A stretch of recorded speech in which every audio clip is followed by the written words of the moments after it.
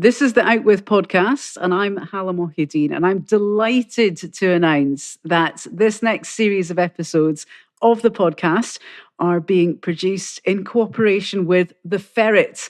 Now, for those who don't already know The Ferret, it's an award-winning, independent, investigative media platform, media cooperative rather, because it's owned entirely by its readers and subscribers, of which I am proud to say I am one. Now, it delivers cutting-edge investigations, and their scoops includes investigations into UK arms sales to Yemen, animal rights abuses in Scottish farming, and nuclear safety breaches by the Ministry of Defence. And they often get their scoops well before the major news outlets. So they are well worth the reads. They like to nose up the trousers of power, keep everyone to account, and their ethos is firmly aligned with our own. And to celebrate, we're offering a special offer for our listeners as well. If you want to subscribe to The Ferret, if you use the code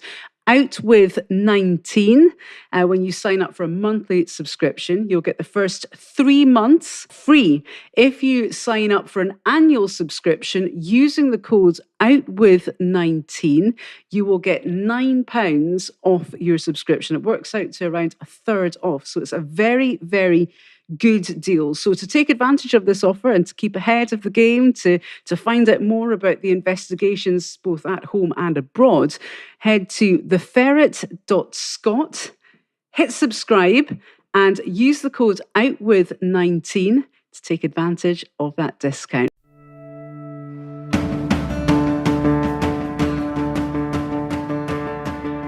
Welcome to Outwith, the podcast that takes you beyond the headlines and beyond our borders. I'm Hala Mohideen.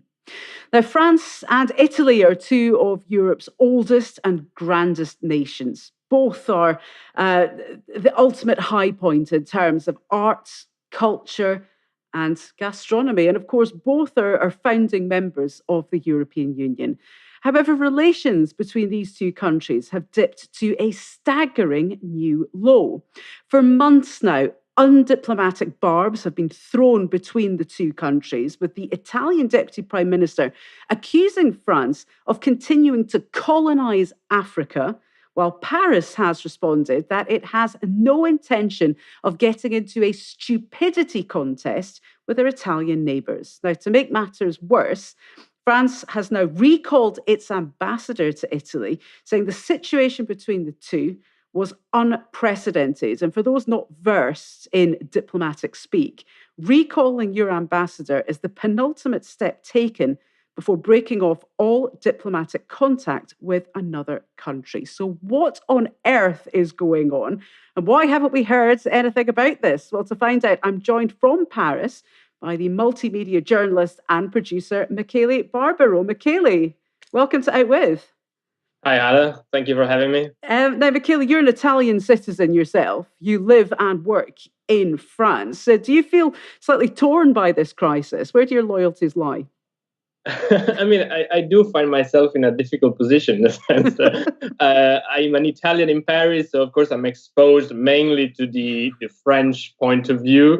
That said, I don't know if it's because of that, but I find myself in the position of actually agreeing more with the French than with the Italians, even though, of course, there are nuances, and I'm sure we're going to discuss them throughout this podcast. Well, but before we get to the nuances, just try to explain to us what's going on, because I'm speaking to you from Glasgow, in Scotland, and we are in the midst, so we're recording this in February 2019, and we are in the midst of Brexit, and all we hear about and all we see is Brexit, Brexit, Brexit, and very little else. So when we stumbled across this story, France and Italy are at each other's throats, and one's accusing the other of colonising Africa, and the other one's calling them stupid.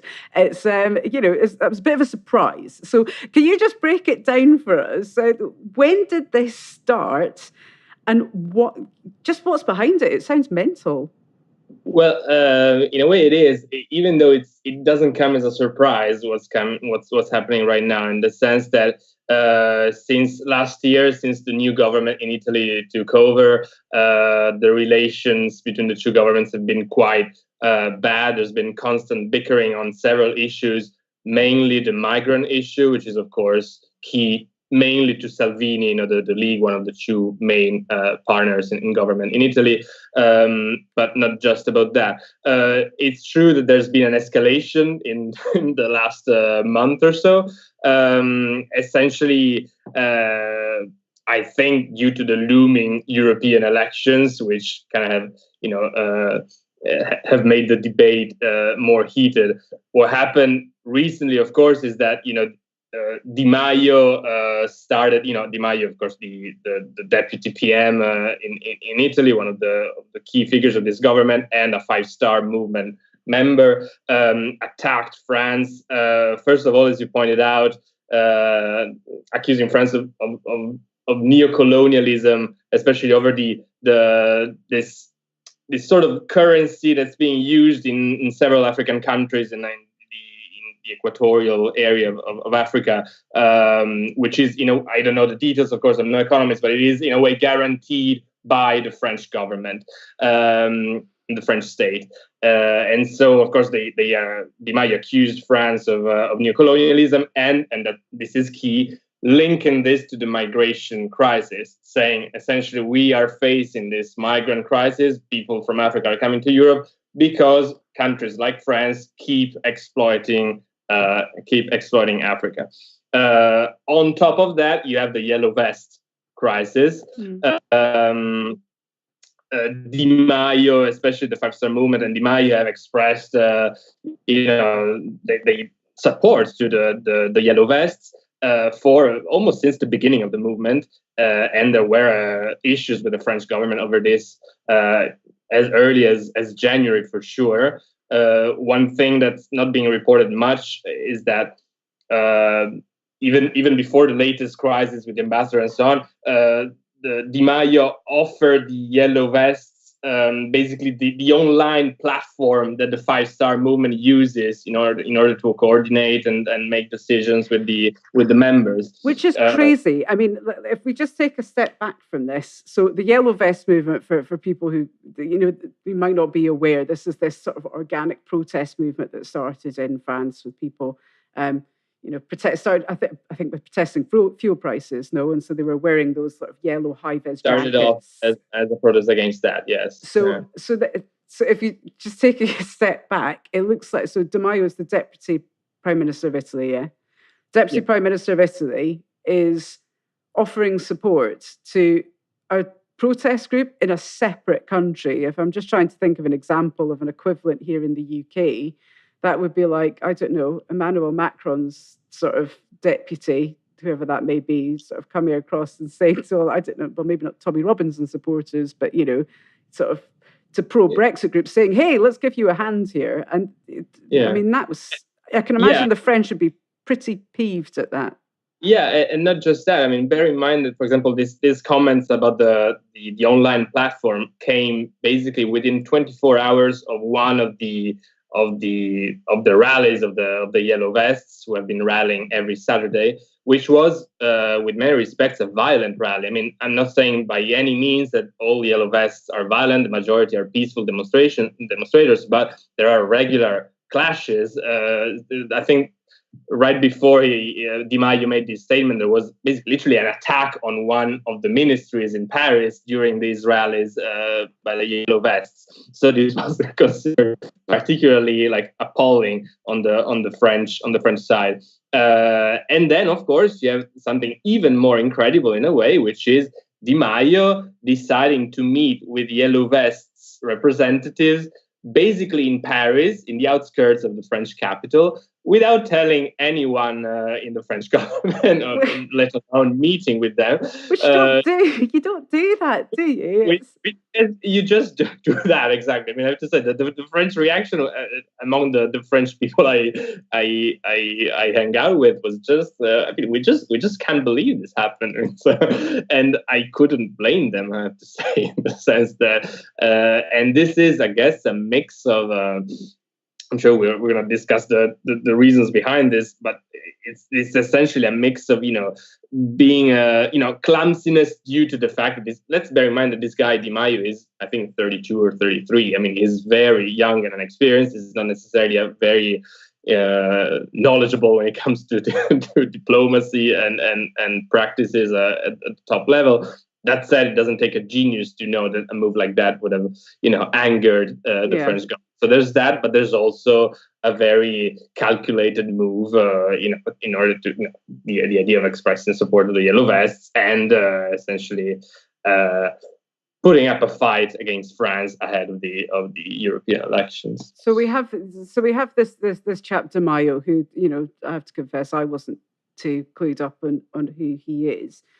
Talk to us a little bit about what's happened in Italy, because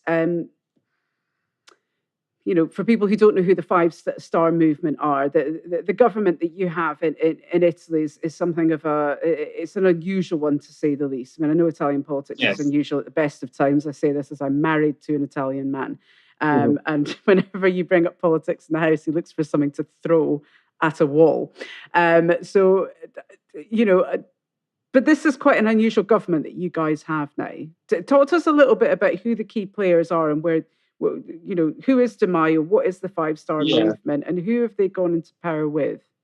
Yeah, and this is key also to understand the Di Maio's and the League's moves recently, because essentially I think most of this crisis with France can be explained with internal, political dynamics in Italy. Essentially, in Italy right now, you have a government that puts together the League, so a far right, a fairly purely far right party, and the Five Stars, who they were started by a comedian, though. It was a comedian that started this party. Yeah, it's a comedian. It started off as, I mean, it's hard to define this movement. It's definitely started off as an anti-system party or movement. They don't like the name, the label party. They prefer movement. There's a bunch of both left-wingers and right-wingers among their voters. When it comes to policy, they have some right-wing positions, especially, for example, with immigration. But on other issues, the economy, for example, debt and public spending, they could be defined more as left-wing. So they're kind of hard to define. What is sure is that this alliance between the League and the Five Star is not an easy one. They started off with fairly different programs, attacking each other during the campaign. It's just that there was no other viable solution, essentially. What's also even more important to know right now is that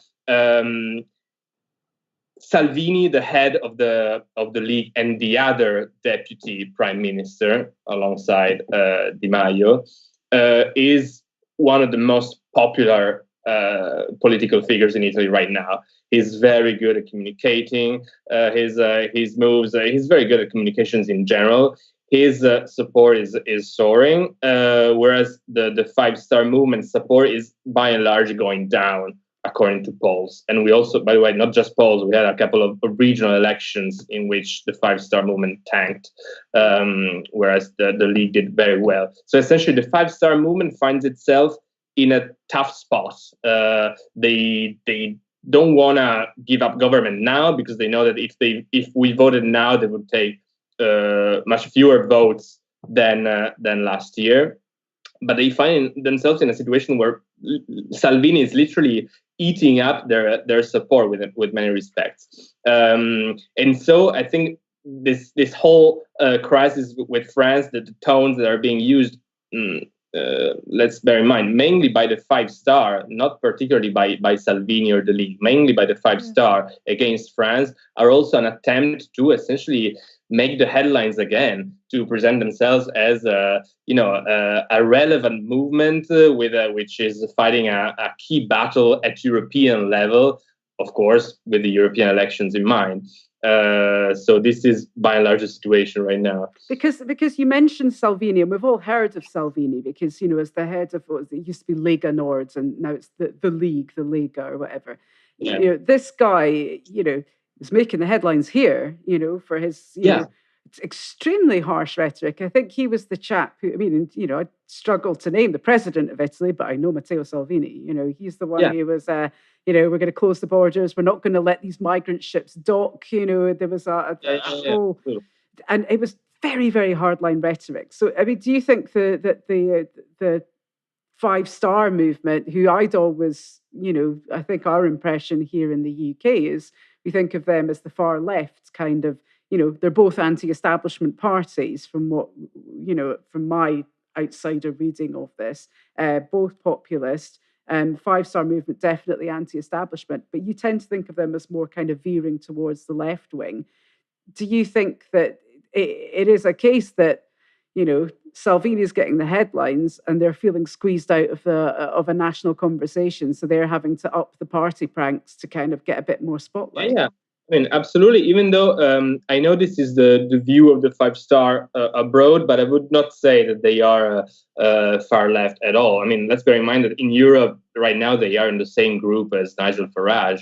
Right. Okay. I didn't realize that. just to give you an idea. But that's especially now that they are in the same government with Salvini, they are considered, of course, the left-wing side of the government, which they are not necessarily, especially when it comes to migrants.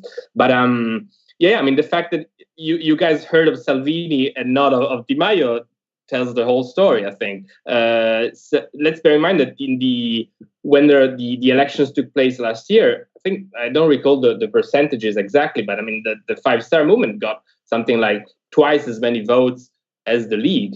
Whereas, and so he was, the five-star was the strong partner in government. Whereas the second, the government, took over, it looks like it's Salvini who's, deciding the agenda, who's making the headlines, who's soaring in polls. So absolutely, there is. I mean, the five stars are in a tough spot, and this whole rhetoric of by Di Maio of saying. The movement, the wind of, I think he said literally, the wind of change has crossed the Alps, something like that. I mean, this is clearly an attempt to make the headlines again, and also let's bear in mind this goes hand in hand with what I was saying on the fact that they're not necessarily that left wing. I mean, they are attacking France mainly on the migrant issue at the end of the day.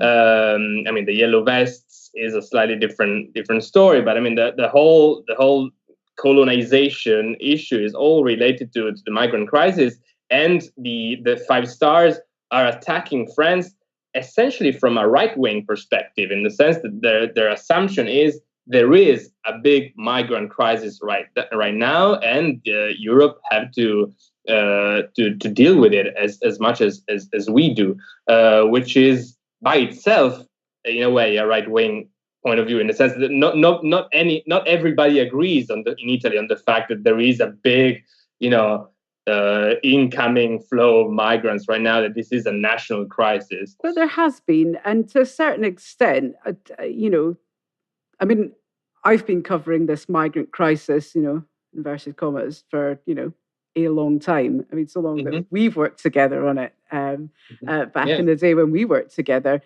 This has been going on for years, and this is not resolved. I mean, we're talking in 2019. This has been going on for years now, and it hasn't been resolved. And the situation has always been that the countries like Greece and Italy and countries on Europe's southern flank are the ones who are bearing the brunt of this. And because of the treaties, and what was it, the Dublin Protocol or something, I can't remember the exact terminology, but because of the states that any asylum seeker has to stay in the first country of, the country they land in. It's Italy and Greece have long borne the brunt of this, and there is frustration. And so, to a certain extent, I can understand how that hard line on immigration, or hard line on migration, can has a lot of support. Certainly, as I say, I'm married to an Italian, so I mean, I let's put it this way. From my point of view, I definitely agree that there is an issue with the fact that Europe has decided not to deal with this problem, right? And not and for a long time. I mean, we both recall, the deal that they cut with Turkey, in which they basically outsourced outsourcing the problem, and then migrant flows. And then, of course, the meeting in Sharm el Sheikh yesterday.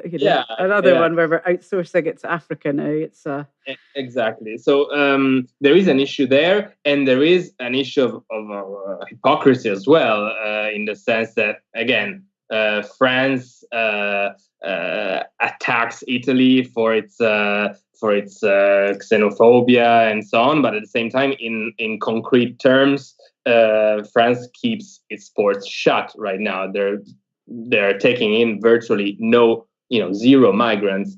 That said, one also has to put things in perspective, and right now we're nowhere near the numbers we had 2-3 years ago in terms of migrants arriving in Italy. True. And quite often, you mentioned earlier the issues of these migrants stranded on boats off the Italian shores. I mean, this is an issue where Salvini, with a strong backing of the Five-Star Movement as well, especially at least some key elements of the Five-Star Movement and some key ministers of the Five-Star Movement, Salvini literally, kept these people afloat on a boat for weeks while he was negotiating with Europe. And we're not talking about hundreds of people. We're talking about a few dozen max. And by the way, Salvini is gonna has had some issues with the judiciary as well over this, in the sense that he's been accused of actually kidnapping literally the people. It's no joke. Now it looks. By the way, this is another issue the Five-Star is dealing with, because it's a bit complicated, but essentially looks like Salvini will not go on trial because he's a minister, and so the parliament has to give the go-ahead to the judges in order to try a minister. And looks like the parliament, including the Five-Star Movement, will not give this go-ahead, which is in itself another big issue for the Five-Star, because the Five-Star have always been the pro judges movement, the ones saying let the judges prosecute whoever they want. There's a big issue of corruption and with the political class, so we are definitely pro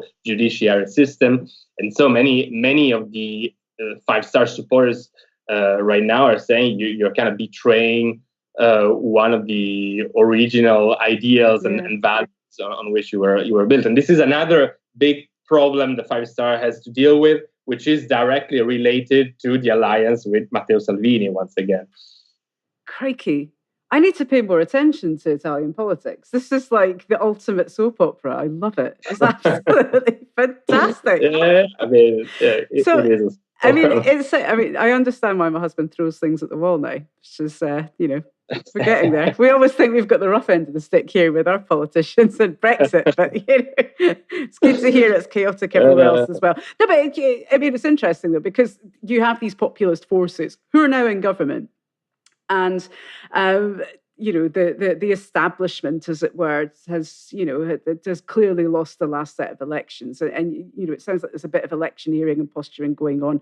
Anyway, I mean, how much actual governing is getting done in Italy, and do the Italian public? I mean, what do they think about the way things are going? Well, it's quite interesting that even though, as I said, Salvini is really controlling the airwaves, let's put it in this way, and social media and so on. So it looks like he's the one accomplishing everything. When you actually look at at policies and where the money is going in terms of spending and policies, I think the fact that the Five-Star won big last year, much bigger than the far right, is quite visible, in the sense that the Five-Star are accomplishing more in terms of policies, or at least they are getting done more of the things that were on their original program than Salvini. That said, the advantage for I'm thinking, for example, this citizens revenue, which is basically a minimum revenue for everybody, essentially for all those who don't have a job. It's like a universal income, or is it only for something along the line? Absolutely, which is a flagship measure of the Five-Star movement. Whereas, for example, sticking to the economy, the so-called flat tax, which was one of the key measures proposed by the far right, they've kept it by name, but essentially it has disappeared from. I mean, they're not implementing it in a way that's anywhere near what they promised during the campaign. The advantage for Salvini is that many of his measures, the measures he proposes and he takes home, are basically they don't cost any money. He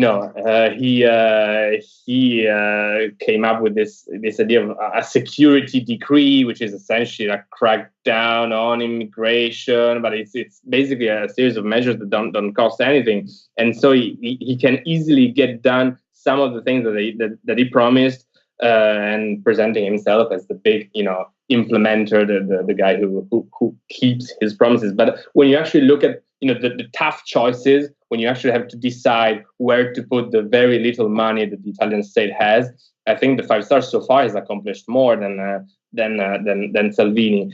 Again, it's hard to say what Italians believe. I mean, it's certain that right now Salvini's support is going up, and the Five Stars support is going down. But also, you don't want to trust polls too much. And the regional elections that we had recently, even though I'm the first person who mentioned them earlier, I mean, the Five Star has always done poorly in regional elections. They always had very little presence on the ground. So they're not an indicator necessarily. Let's see what happens. The other issue is that you have an opposition which is basically in complete disarray right now. That sounds familiar. The Social Democrats are virtually non-existent. They've been bickering among themselves. They're trying to pick a new leader. They're going to hold primaries soon. So hopefully we're going to have a real opposition in parliament soon. Because regardless of what you believe, it's not a healthy condition. Essentially not having an opposition that does its job in parliament. So let's see what happens, and let's see what happens with the European elections, of course. Well, amen to that, sister. So this is the context of Italy. This is what's going on in Italy. France, I imagine, feeling slightly aggrieved by the events of the last few days. I mean, other than just, are they taking any of this seriously? Is this just like, an narrative, seeing it as the posturing that it is? Or, how are the French reacting to this? And is this likely to cause any kind of significant long-term harm? I mean, I don't think so. Of course, the reaction has been one of anger, and they've been appalled. And as you said, they took a very tough measure. Recalling the ambassador, who was, by the way, now returned to Rome. I think this particular crisis is not gonna go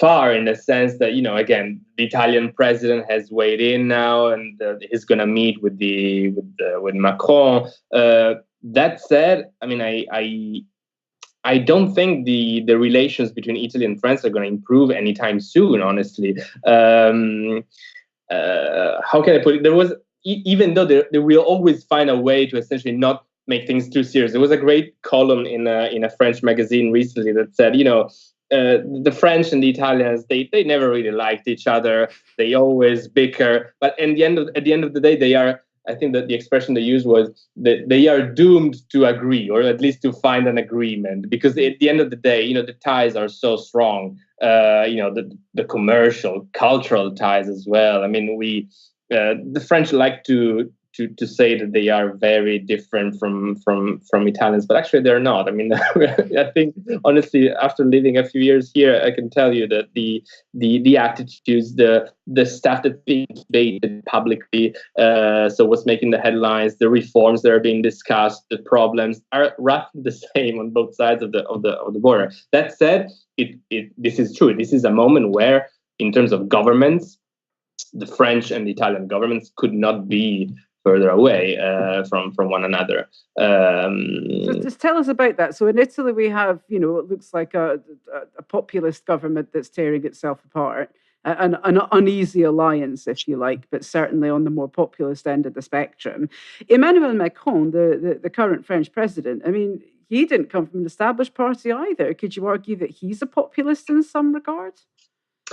I mean, it depends on how you define populist. I don't think you can if you define populism as movements that come up essentially with easy solutions to solutions that look way too easy to difficult problems. I don't think Macron is populist with that respect. By the way, this is completely irrelevant, but I disagree with his politics a lot, essentially. But I think he's presenting, even in his communication, he's presenting himself as quite the opposite of the populist, wave that's typical of France, Italy, and most European countries really right now. Macron, even with regard to Europe,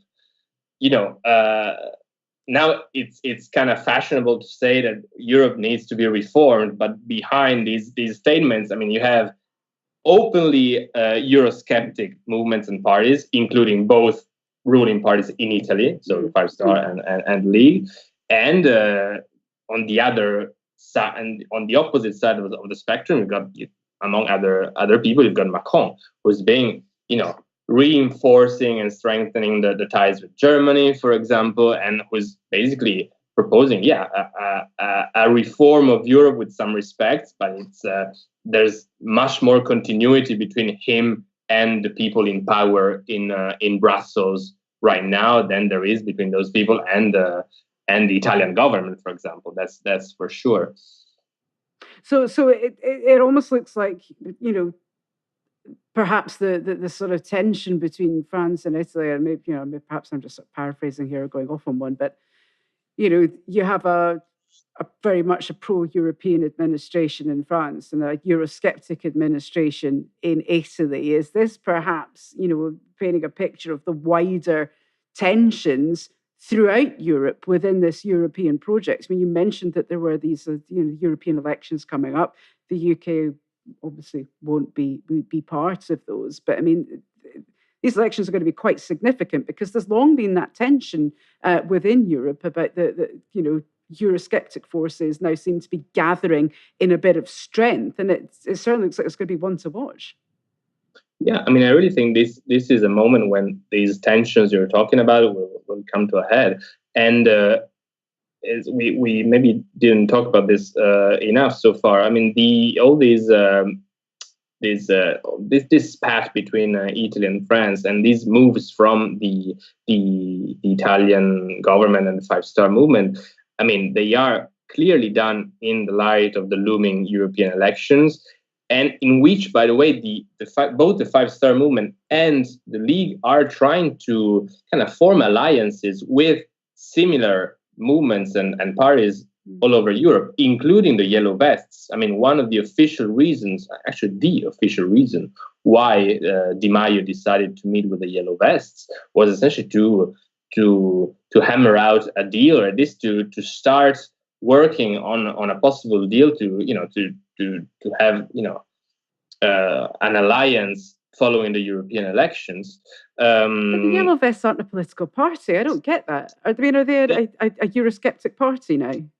They are. There is talk of them actually taking part in the European elections. Oh, wow.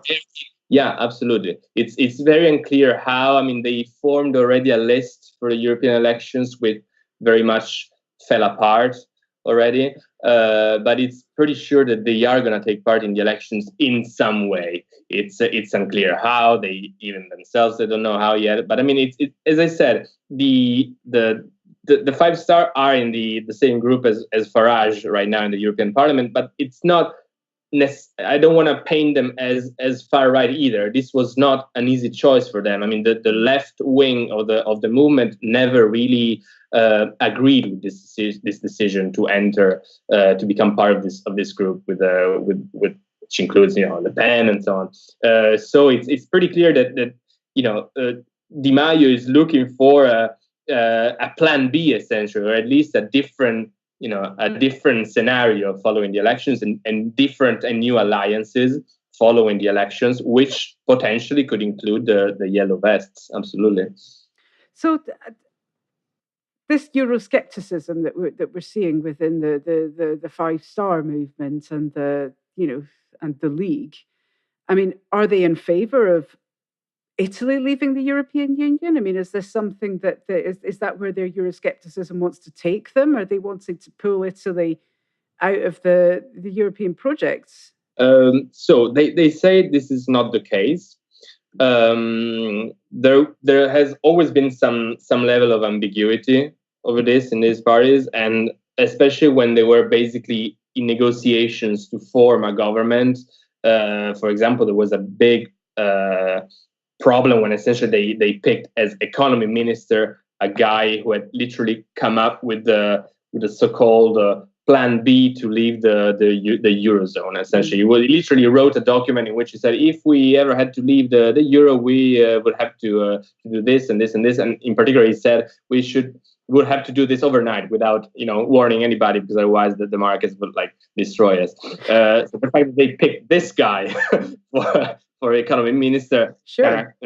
Caused a stir. In the end, they picked somebody else, but this guy is still in government in a slightly different role, dealing with European affairs, by the way, which is excellent. So all this to say that even though they are all saying no, we are not for an Italy exit or even Italy leaving the Eurozone, it is clear that there is some ambiguity over this, and they are Eurosceptic in the sense that they've always strongly criticized essentially the way Europe has behaved so far. Also with some reasons, by the way. I mean, especially the five-star have been criticizing the austerity approach of the European Commission for years. And then, of course, I mean, you have to, of course, the statements that a party and the leader makes, before they are in government, when they're in an electoral campaign, or when they are just a very young movement, that was just born, they are not the same as the ones that came from their mouths after they started governing the country. Luckily, it's easy to hurl rocks at something when you're not in charge of it. It's an altogether different prospect once you're in power, and this is which I find it so interesting. Obviously, our national conversation here in the UK is very much about Europe and about, do we want to be part? Well, for the most part, it's about what the backstop is, and I can count on my hands the number of people who understand what they're talking about. But that's a separate issue. But we're now being forced in this country to have conversations about, what are the alternatives, or what is your vision? If these guys are, they're wanting to leave the EU, they're very Eurosceptic. I mean, what's the vision? What's the solution? These are the conversations we're having here. I mean, are those the kind of conversations that you're seeing, I guess, not just in Italy, but in France as well, especially if these yellow vests are going to pitch up and be like, okay, cool, we're running for office. Yeah, I mean, it's interesting. I think if I have to express an opinion on that, I would say that both in France and in Italy, you do have some talks of leaving the European Union or leaving the Euro, but they're very much like bar chatter. I don't know if you say it in English. Yeah. they're not. I mean, when it comes to serious proposals and talks and positions and stances by the people who matter, not just pro-European ones, but also for example, in Italy, the Five Stars and so on, or the League, or in France, Marine Le Pen, who's the head of this far-right party, which is clearly Eurosceptic, but nobody's seriously talking about leaving the Eurozone or leaving the EU. I think it's been also measured in polls. By and large, most people in France and in Italy are for the European Union. They don't want to leave it. That said, yeah, sometimes when you have disgruntled demonstrators, you do see signs calling for Frexit, for example, among the Yellow Vests. And the Yellow Vest is an interesting movement that no one has quite understood yet. I mean, which includes a lot of very different positions and stances on virtually everything. So it's of course you do have a pro-Brexit element as well, but I would not say that's the majority. And in terms of in France, the elections, the presidential elections were just a couple of years ago, and there was just one candidate who really pushed for Brexit, and he got probably 0.9%, something along those lines. I mean, I wouldn't say that in Italy or in France these are mainstream relevant positions at all. But it is a defining conversation with the European elections upcoming. I mean, Macron was obviously very pro-European when he accepted, when he was announced president, he walked out to the European anthem. That was something that did not go unnoticed. Yeah. He seems to be under quite a bit of pressure from these yellow vests, who incidentally, my favorite interview I've seen with the leader of the yellow vest movement was when he told the interviewer that they would rather Macron resigns and they would have a general in charge. So, which coup d'etat, just like that.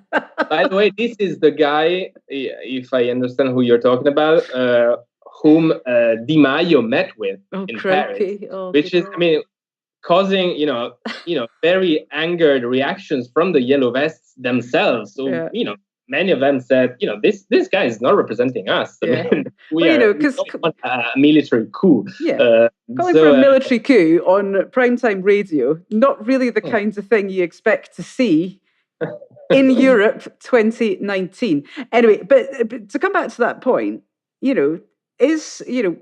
do hear about the Yellow Vest movement here in France, and it is something that certainly the more fringe populist elements in this country like to pivot towards. And yes, we're I think we've got some very very vocal pro-Brexit supporters who've now taken to start wearing these high-vis jackets when they're hectoring MPs on the way to Parliament. So we are hearing about this yellow vest movement. How much of a threat is this to Macron? I mean, is he losing control? I mean, it's hard to say. I don't think so. I think when the movement first started and when we saw it was continuing, beyond like a couple of weeks or so, there were, many papers started talking about like the most serious crisis for the French state since 1968. I mean, that was the comparison that they drew. It's hard to tell. It's very interesting that, by the way, this has been an incredibly successful movement in the sense that they started off, as you were saying, just calling for basically the freeze, the suspension of a tax, a very specific tax, a fuel tax hike, which was granted by Macron alongside a series of other measures for retired people and so on. I think like 3-4 weeks into the movement. So it was very successful with that respect, except they switched to a broader, more let's say vague stances, including direct democracy, Macron's resignation, which is not vague but it's not very realistic. That said, I mean, it's sure that the numbers have gone down by and large, but I don't see them as nowhere near disappearing, honestly. I mean, last Saturday, I think the numbers were slightly up compared to the Saturday before. So I wouldn't say. Again, it's too early to tell where this movement is going and how big a risk it will be for Macron. I think right now this has become part of the French normality in a way.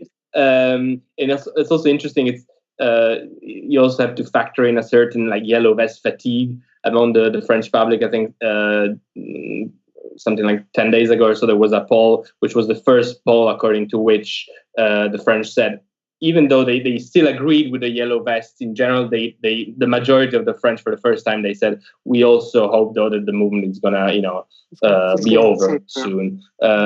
So that was I think a watershed moment when it comes to to French political opinions, among the public. Let's see. I can't tell you right now if it's where it's going to go. Let's see what happens with the European elections. I wouldn't say it's right now an extremely serious risk that threatens the very existence of the Macron presidency. It's certainly a major pain for Macron. That's for sure. Yes, it's a pain if you live in Paris as well. I hear someone's trying to get a hold of you, Michele. So just super quick, what do you think happens just ignore the call, don't you worry. So we have so France and Italy. Relations are bad, but they're not going to get better anytime soon, essentially. Europe and Euroscepticism kind of at the heart of a lot of this. We've got these elections coming up. What do you think is likely to happen next? Like, what should we be kind of looking out for with this story? With respect to the relations between France and Italy? I guess with everything. I mean, because they seem kind of linked in a way, don't they? I mean, it seems to me that the big thing that's going to come to a head that will maybe determine which direction all of this takes is going to be the European elections and what happens there. I guess the relations between France and Italy, they'll have taken a hit with recent events, and that's going to take some time to get, to recover from. Yeah. I mean, I'm sure with the European elections, at the very least, one of the main reasons for both sides, France and Italy, to kind of use a harsher and more violent tones will subside. That's for sure. That said, I do think that the whole balance within Europe between these two main forces that we talked about, let's say broadly, the pro-Europe and the Eurosceptics. Let's put it this way: the whole equilibrium is going to change, because it's pretty clear that the latter, the Eurosceptics, are probably going to win big in these elections, and so a bunch of this will have a huge impact on policy making in a bunch of places, including Italy. I mean, just to give you an idea, this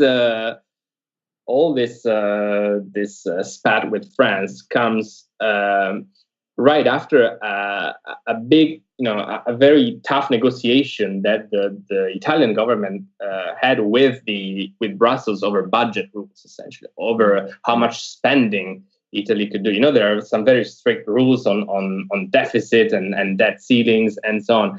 At the end of the day, both Salvini and Di Maio, who during the campaign said, we are going to change the rules, we're going to spend more, which, by the way, are all, acceptable positions. I mean, one can argue over the necessity of actually spending more and, putting an end to austerity, essentially. But what happened in the end is that they failed in this negotiation. I mean, the Brussels was clearly stronger. The power of markets and investors and European institutions prevailed. So at the end of the day, Italy could not, spend much more than it was already doing.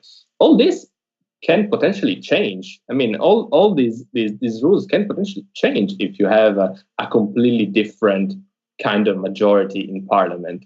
And this is just one aspect. Another aspect, of course, is the way you deal with immigration.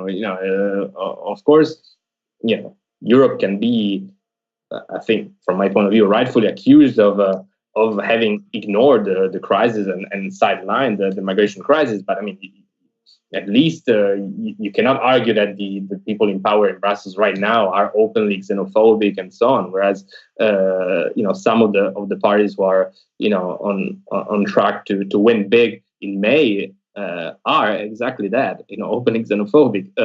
So I'm really bracing for these elections, and I think quite a lot is going to change. And when people see the example of essentially what's going on here with this, these negotiations between the EU 27 and Britain, and very few observers would conclude it's going well. Does this not impact in any way on people's view of, taking on Europe or going it alone? Is that, or does this not factor in any of the thinking? I think it's interesting that Brexit is, I'm sure it is the story for the UK. Yeah. But it's not. I'm not saying it doesn't exist. It's not part of the headlines in French or Italian media, for example. But it's nowhere near being as important as one would imagine, honestly, as you or I would imagine. Yeah. I mean, we deal with this story every day. Maybe it's a problem, by the way, because it is indeed a big story, and the way the UK breaks away from the EU, it's of course a huge story. But it's kind of interesting. I have never really thought about the fact that it's true. This is largely absent, actually, from the headlines. It's crazy. I guess it's essentially an issue of Brexit fatigue, really. Yeah. Well, there's a lot of that going around here, I have to be honest. Exactly. You guys are nodding furiously. As you say, it's very hard to understand what the hell is going on with the UK government. Why exactly a majority of MPs are against Theresa May's deal. The backstop, as you said, it's a mystery. So, of course, I'm sure that when it comes to big moments like 29th of March, of course, everybody has got their eyes on that date, and it is being discussed. And maybe I took it too far when I said this is absent from the headlines here. It is one of the stories, but I guess the idea is let's wait and see until we know which way we're going, essentially, in the sense that until especially the UK government and the UK Parliament make up their minds about what they want, because that's one of the problems, right? I mean, the EU officials are saying essentially we still don't know exactly how the UK government wants us to change the agreement that we reached a while back. So it's kind of hard to make, even if we were open to reopening and renegotiating this thing, which looks like they are not, by the way. It would be kind of hard because it's there's no clear stance from the other side. And now we have waded into the conversation that we are having in perpetuity over here. This is all we ever hear about. It's the Brexit deal. What do we want? We don't know. When do we want it? Yesterday. So let's, we've strayed on to Brexit. Let's try and stray back off onto more palatable topics, let's say. Crikey, a lot to chew on there, Michele. I'm going to let you go because I know a lot of people have been buzzing you. Before we leave, is there anything that you think our listeners should take away from our conversation? Like, if they want to read more about it, if there's anything people should be keeping an eye on, what are your sort of final thoughts?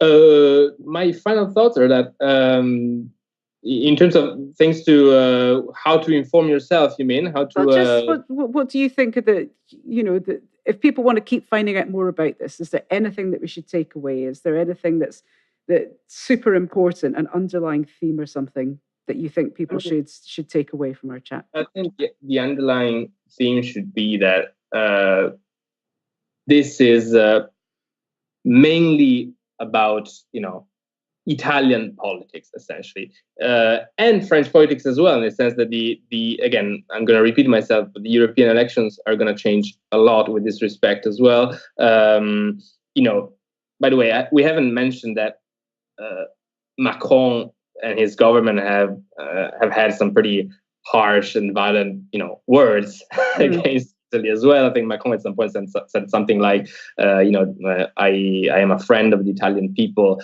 and the Italian people deserve good leaders, something along the lines. So it's not like that's not very diplomatic either.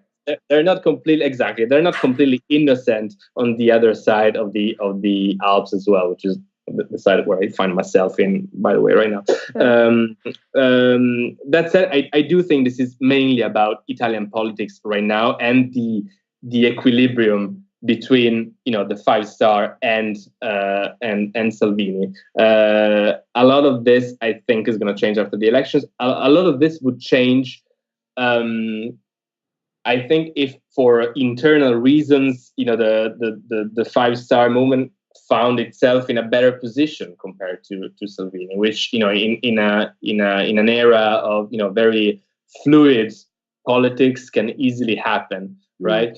Or it's enough for the left to kind of have a comeback in Italy, and that could be that could be an option, for example, of alliance between the left and the Five Star, which would be an alternative to the current alliance between Salvini and the Far and the Five Star. So again, I think I do think that the very the very tiny developments that make the headlines every day with respect to this crisis will not go far. In a sense, the situation will go back to normal quickly. But by normal, I mean still a state of constant tension, at the very least. Constant tension over immigration, because again, immigration will remain a key story in Italy, a key element on the agenda for the forces that are in power right now,